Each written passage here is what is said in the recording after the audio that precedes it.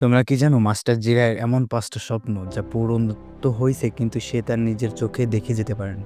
Number ৫, master জিরায়ের শেষ jujutsu perfect ছিল না। মিনাটো তাতে আর মাস্টারি করতে পারছিল না। হাশিরামায়ের পরে নারুটো প্রথম শিনোবি যে কিনা শেষ মুডে মাস্টারি করছে, তাও খুব কম সময়। এইটা দেখে মাস্টার জিরা অনেক খুশি হতো যে তার স্টুডেন্ট সবার আগেই চলে গেছে। নাম্বার ৪, তোমরা কি জানো মাস্টার জিরা শুধু এই জন্য শিনোবি হতে চেয়েছিল যেন সে সুনাডেকে ইমপ্রেস করতে পারে, কিন্তু সুনাডে তাকে সবসময় রিজেক্ট করে দিত।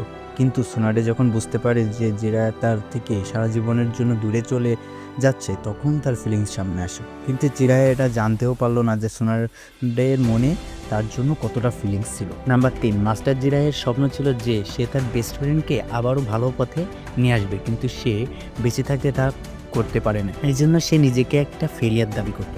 কিন্তু কিছুদিন পর তার এই স্বপ্নটাও সত্যি হতো, কিন্তু আফসোস সেটা দেখার জন্য সে বেঁচে ছিল না। নাম্বার ২, মাস্টার জিরা আর নারুটো এর জড়ি ইতিহাসের সবচেয়ে বেস্ট টিচার এবং স্টুডেন্টের জড়ি। তাদের ভিতরের বন্ডিং অনেক শক্ত ছিল। মাস্টার জিরা নারুটো এর জন্য তার গ্র্যান্ডফাদারের মতো ছিল।